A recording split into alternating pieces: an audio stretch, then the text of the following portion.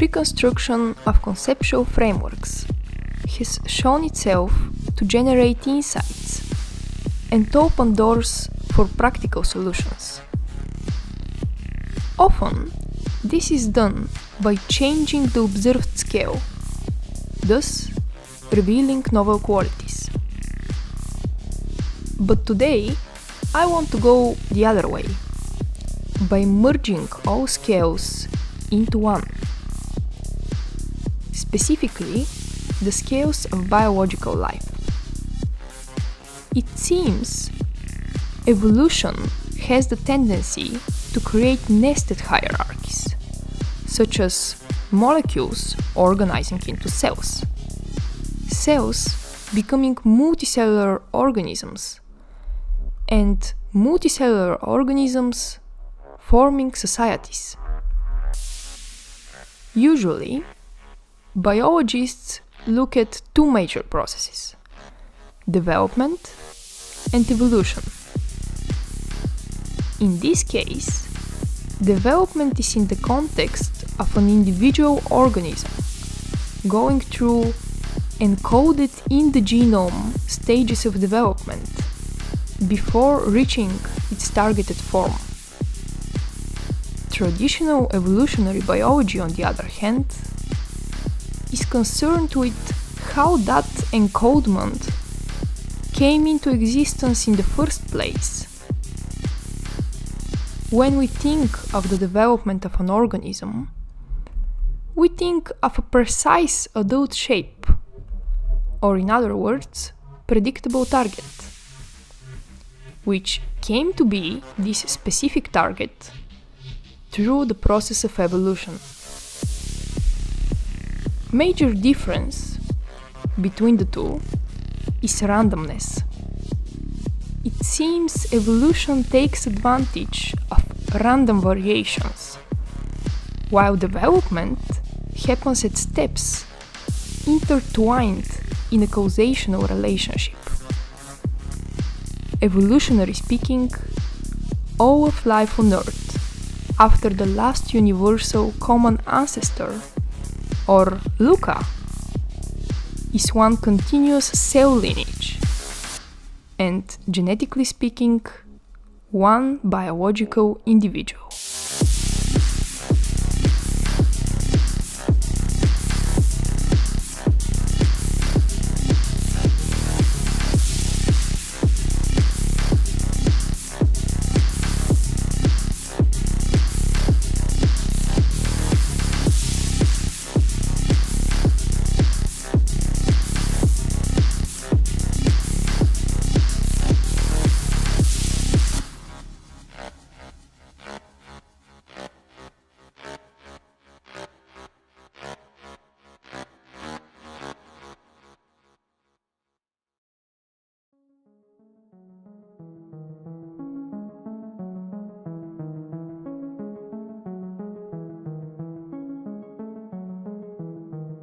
Consider this.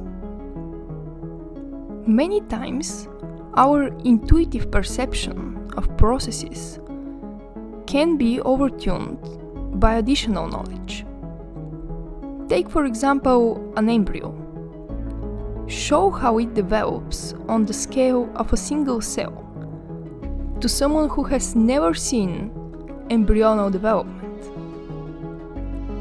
Given the right timescale, to an outside observer, the determined development of an individual might seem like evolutionary development, which is being determined at the moment by environmental changes. As Chris Fields and Michael Levin explain in their paper on that topic, multi-level evolutionary theory would look at the life history of an individual as a sequence of emerging new levels of organization in response to selection for increased cooperation. For the same organism, developmental biology would describe it as a proliferation and differentiation driven by regulatory interaction at multiple scales. The crucial part here is that developing structures impose boundary conditions on smaller scale processes and also impose constraints on higher level of development. What Fius and Levin want to do is show the potential of merging evolutionary and development into one scale-free description.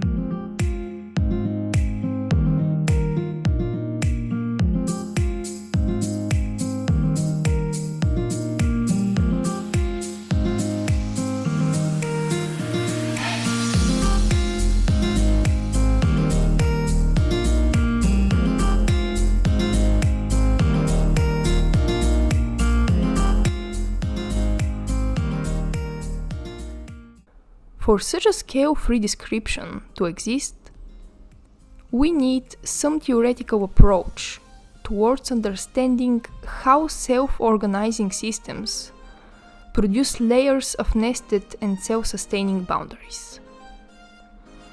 One major concept here is the one of the so-called Markov blanket.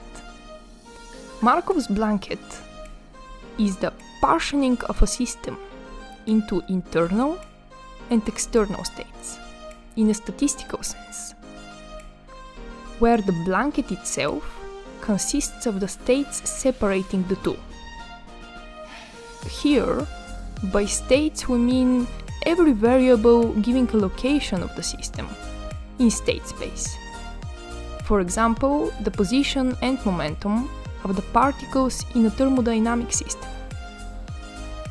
For a system of gas in a container standing in a heated environment, the Markov blanket would constitute all the processes of the container, which mediates the interaction between internal and external environment, or just simply a boundary.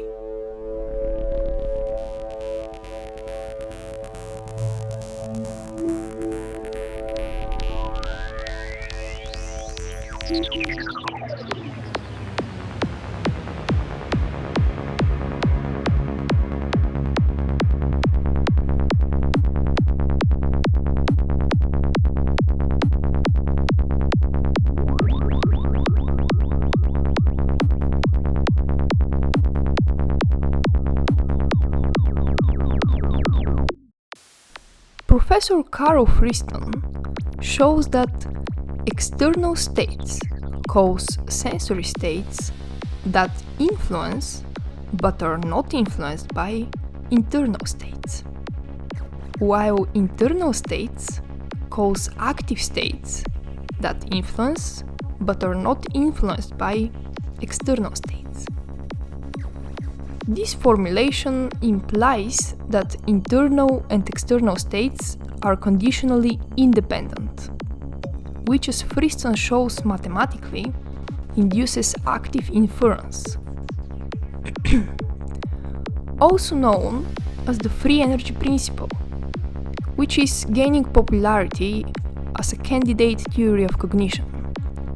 Active inference describes the tendency of dynamical systems to minimize their free energy. Free energy here means an upper boundary on likelihood, specifically the likelihood of a system to be found in a particular state given the system in question. In other words, at all scales, systems create internal dynamics that minimize the error rate between expected and detected conditions. From the perspective of this thermodynamical model, biological systems are systems that process information, and their internal processes are implemented computations.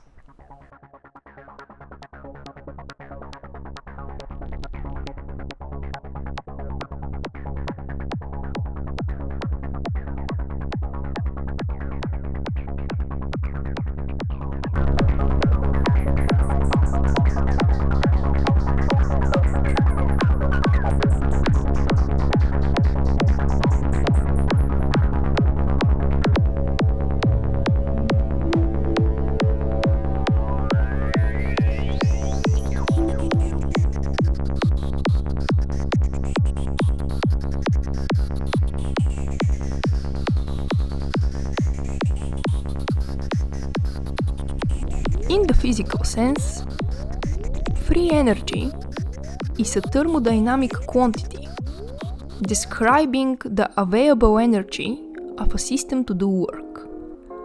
The biological analog of this is informational.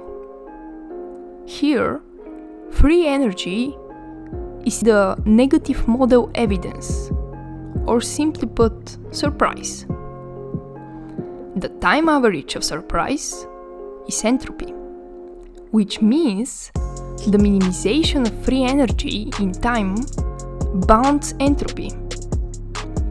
This tendency of systems, and specifically biological systems, to resist entropy is in a way evidence for their existence. If no Markov's blanket existed, let's say in a cell, the cell will deteriorate, thus ceasing to exist.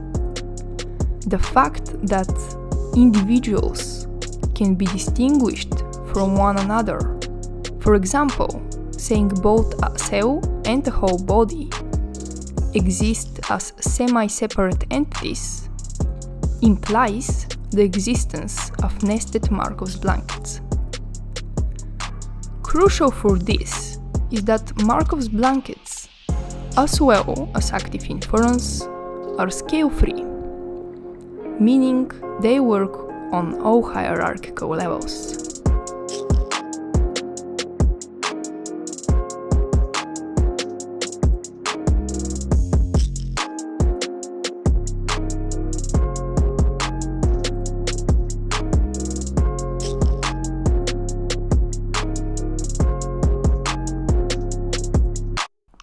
Observing evolution as a process, we note the underlying principles: variation, selection, inheritance.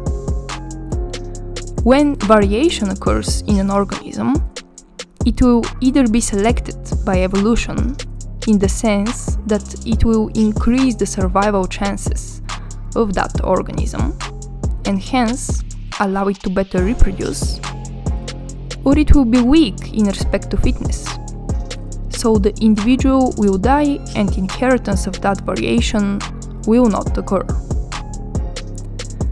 The default idea of evolution is that variation occurs at random. At the same time, development consists of specific gene expressions and intercellular messaging that both differentiate specialized cells, forming tissues guided by a spatial plan, and ultimately morph until it reaches its developmental target. What's amazing about these targets is that they involve a certain type of plasticity, so that even when met with obstacles, such as injury, the components will restore structure into the same large-scale anatomy.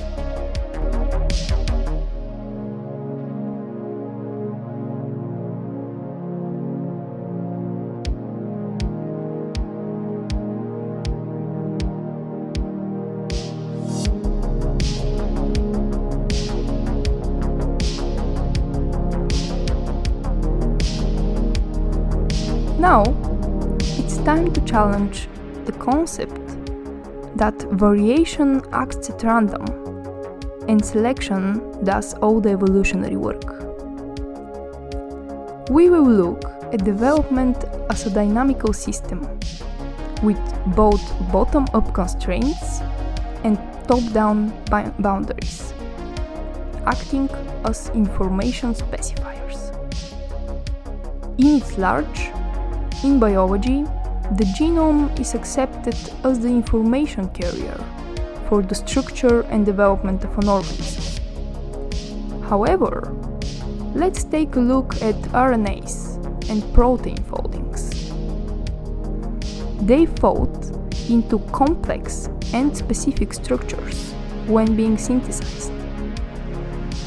We can say that the correct structure they develop into is a target morphology, which also shows this concept at the smallest scales of life. In the case of RNAs, for a long time it was thought that the information about the folding is physicostructural and resides in the sequence. Now, we come to understand that specialized to different RNAs, proteins, also play a crucial role in providing sequencing instructions.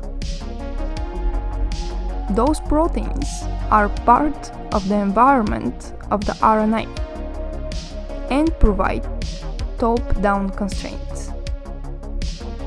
Similarly, with the famous protein folding, we now have strong evidence of their partial folding, where already constructed parts impose constraints on lower level structures, as well as a possible role the so-called chaperone proteins play, which are once again part of the environment of the given protein.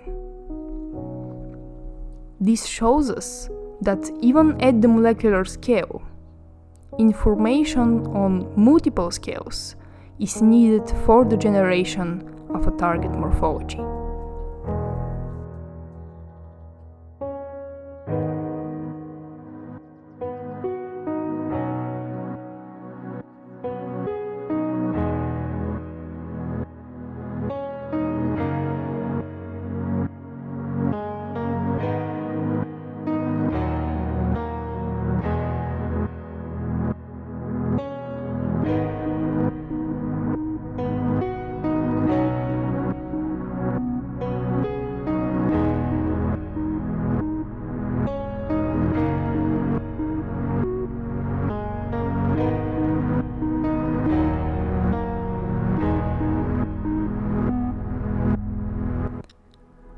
Daughter cells, contrary to popular belief, do not inherit solely genetic information. They also get an already organized cell membrane, as well as cytoskeletal components and organelles. This structural inheritance was named the architectome and shows we are not talking just about the evolution at the level of the genome, but also at the level of the architectome. They are intertwined in a causational relationship, where gene products are incorporated in the architectome and are expected to be coupled so that the architectome imposes top-down constraints on the gene expression processes. Another compelling case for the multi-scale informational idea is bioelectricity. Bioelectrical signals provide a mechanism for gene expression and have been known to influence the morphology of single and multicellular organisms. It has also been recently shown that non-neural biological circuits provide instructive information for organ development, as well as axial patterning. It can also drive drastic developmental changes, such as two-headed spatial plan. All of this is inheritable outside of the genetic domain.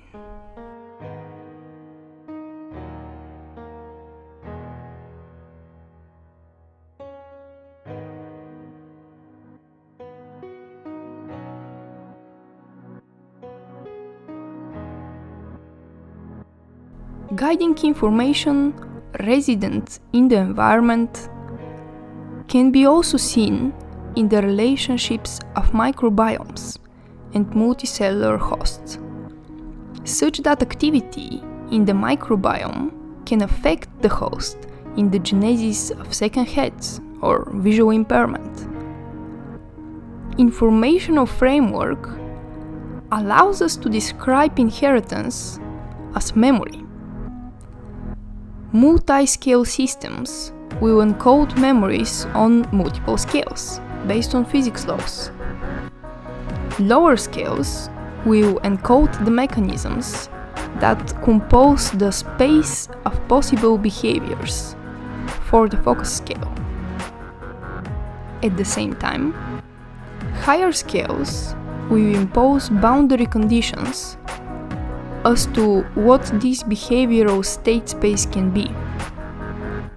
In such a dynamical system, all levels act under the influence of other levels, creating one multi-level information-flowing biological machine.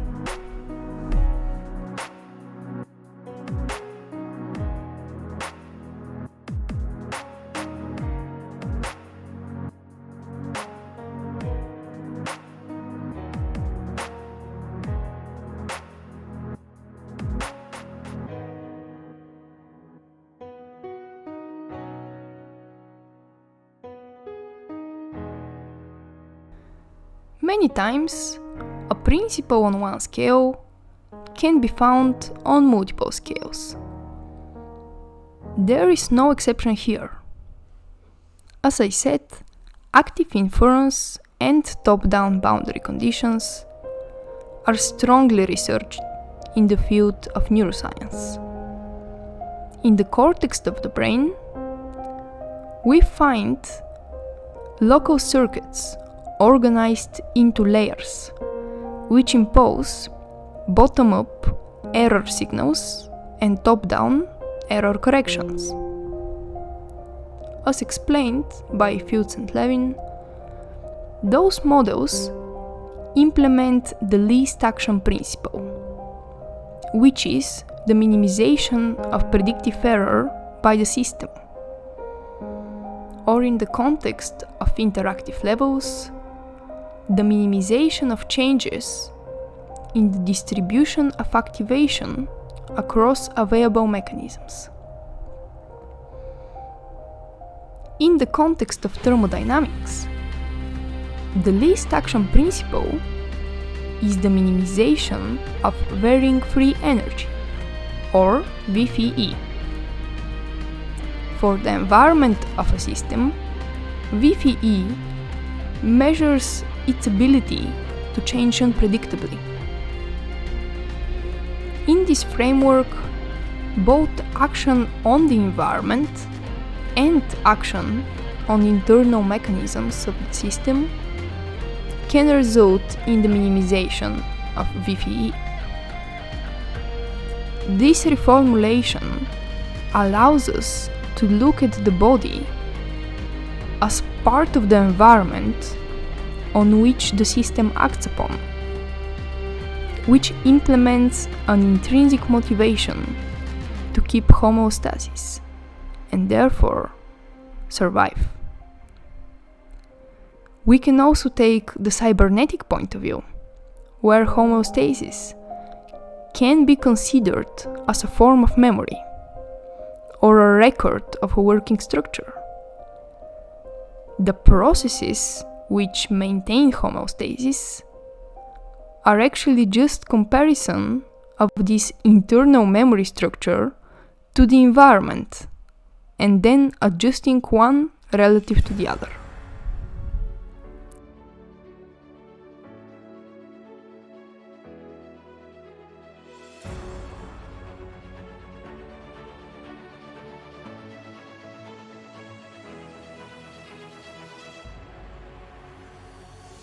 We are used to understanding organisms in a conventional sense, where the body which bounds that organism is that organism. But if we employ an informational perspective, we notice that when organisms act on their environment, they effectively render it a source of memory. In the most human language possible, this would be as simple as the interaction between us and our smartphones. Those devices are part of the environment, and by interacting with them, let's say to write a note so you don't forget something, you effectively use your environment as memory storage. Now, when and only when this device exists, you have access to that information. And what else are we than the integrated collection of memories and information? The lack of something in your environment can mean you're a completely different person relative to if you had that information. Now you're a functional extended organism.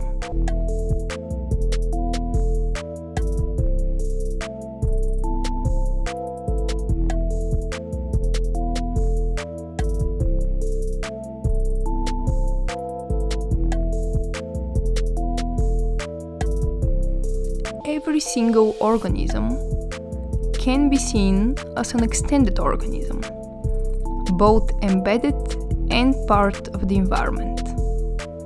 For example, a single cell in a multicellular organism both receives information from its environment, which are other cells, and acts as an active agent, itself storing information as part of the environment. With this active inference point of view, the idea that there is one single information-bearing structure that is being inherited, the genome, is no longer viable.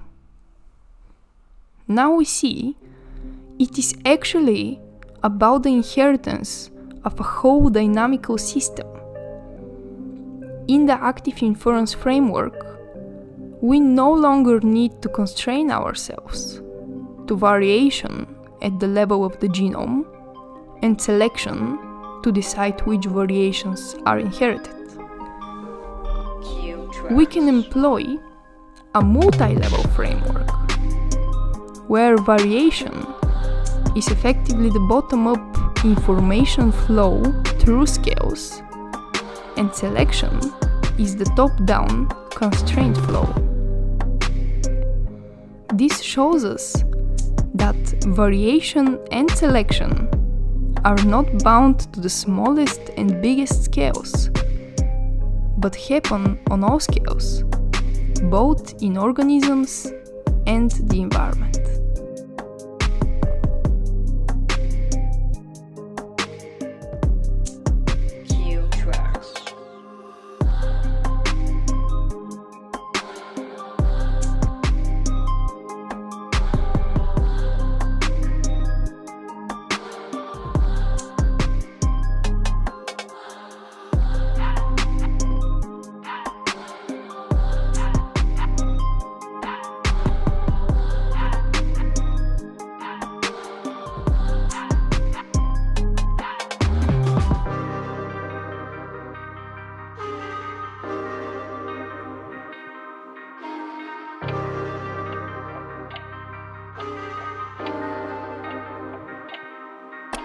This big reconceptualization of organisms as information flow agents embedded in their environment requires structures that can support this information flow. They need to be reference structures, which can be used for comparison of incoming stimuli. On the cellular level, such a structure is the membrane and its voltage, to which all other voltages are compared as a standard.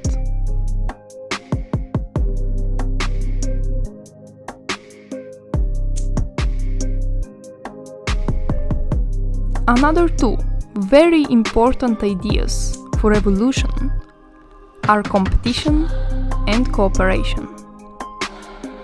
It is interesting to notice that the major evolutionary transitions, such as multicellularity, evolve by employing mechanisms for cooperation. The standard view is that cooperation is at the smaller scale, specifically cooperation between cells, and competition happens at the scale of an organism. But this might not be exactly true. We see examples of competition within one organism on smaller scales. Neurons compete with each other during development. Stem cells compete for the optimal microenvironments. And cells constantly evaluate each other's fitness and remove the ones that are not deemed viable. Those are examples of agents, which are part of a bigger whole, pursuing individual motivations. But who is to say that competition on the cellular level won't cause cooperation on the level of the tissues? The same way cooperation between cells supports the larger scale organismic competition.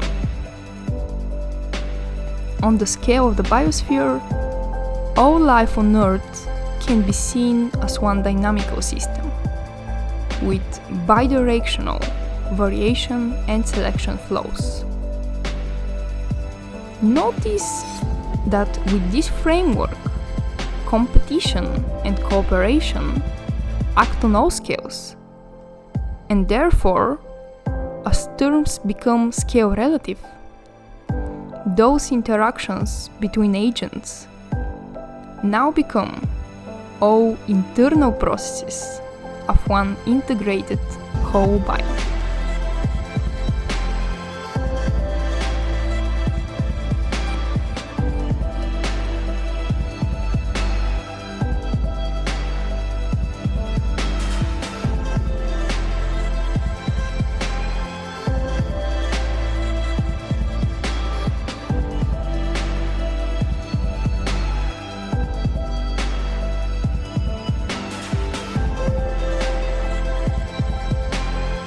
A whole biome is defined as the collective of a host plus the organisms it is in symbiosis with. The emerging idea of the whole biome, which literally means a whole of life, is getting more attention, as it describes the host and its organisms as a collectively dependent evolutionary entity. The most obvious cases are between multicellular organisms and their microbiomes.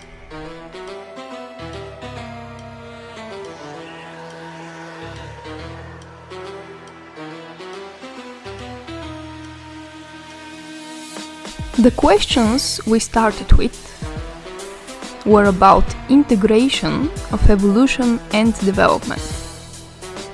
We saw that the main conceptual difference appeared in predictability.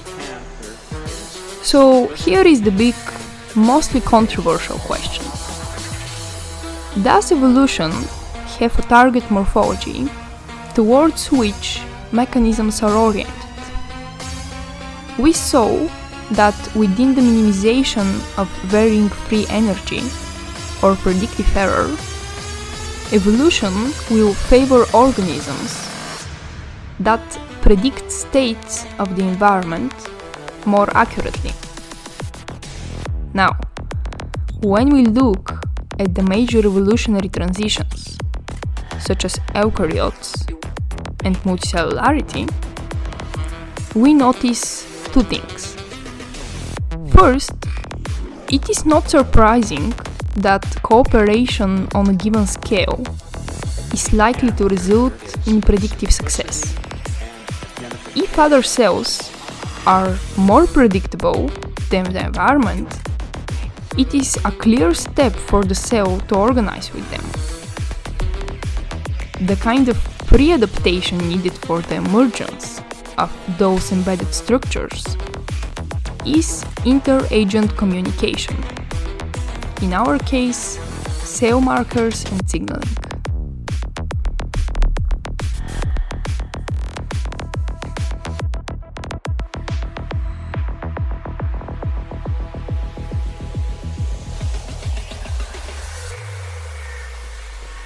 Something must be noted in relation to this whole lecture, and it's that the principles described here very strongly remind of the fundamental principles of cybernetics: control, information, and communication. The major evolutionary transitions which we saw as the forming of an organism or society are also meta-system transitions. This is when, through the process of evolution, a higher level of control emerges. It still isn't independent of the lower levels, but they are both intertwined in communication, both on one and between scales.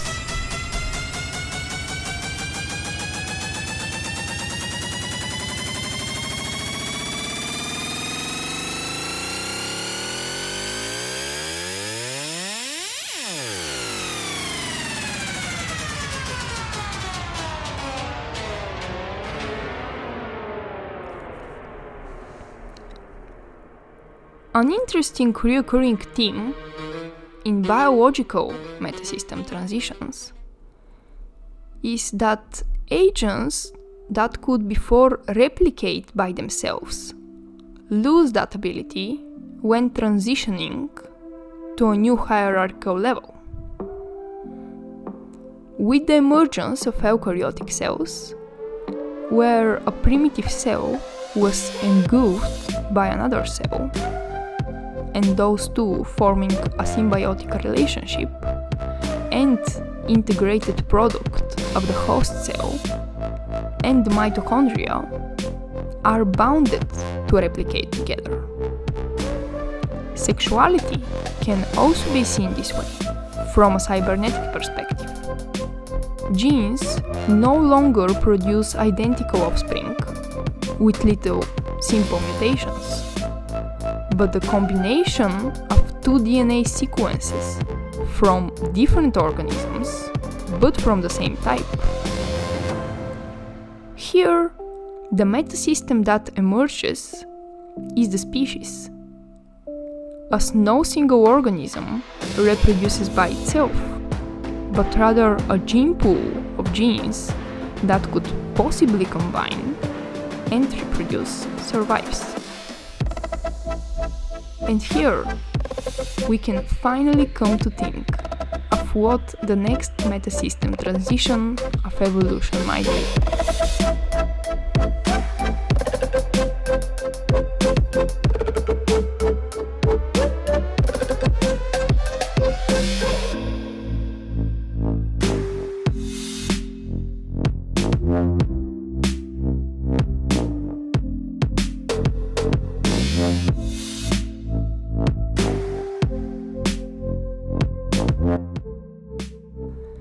It is showed that the free energy principle framework will favor systems with increased cooperation and also see a tendency of evolution to create those kinds of nested hierarchies, namely the ones of control and communication. We have some good grounds to assume that if evolution had in fact an attractor, steering in a certain direction, as is with development, it would be the attractor of cooperation between agents, with the motivation of decreasing unpredictability. This is the same as asking if we could replay evolution, it would go the same way, or the appearance of random variations and changes in the environment would create a whole different process in respect to fitness. If we assume this tendency of nested agents, the next logical step of our evolution would be the emergence of a new level, which would involve us, the people, as agents. There will be a need for a higher level of control, which I believe could come from the shared experience state space that neurotechnology has the potential of revealing. The other option I see is that evolution might repeat itself with the symbiosis strategy. As with eukaryotes, we might evolve into a sort of integration, but with one of our technological artifacts, and something that might one day render itself as a separate life and entity: artificial intelligence. Just to note, a more fitting term would be artificial consciousness, as this will allow it to learn meaningfully and exist completely autonomously. In a scenario of us becoming one with this artificial consciousness, a system of communication must be established. Again, I think it will come in the form of neurotechnology. The future is of course unsure, but it seems to me that a major engineering role here will be played by the hardware which interfaces with our biological brain. An integrated system must have also integrated substrate, and I think it will be a product of neuromorphic engineering. This is a computing system which works as a physical neural network made from artificial neurons. It works on the principle of backpropagation, again seen in neural networks, and is efficient from an energy perspective. Such advancements will possibly allow us to have a smooth interface with the machines, which will only help this potential future metasystem transition.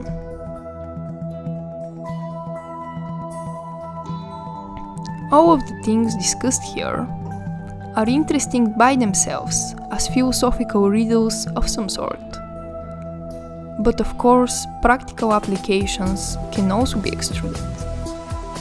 If this target evolutionary morphology really exists, we could, in principle, foresee what actions on the higher levels of control will be beneficial. But also, besides that, it allows us to think not in terms of isolated happenings here and there.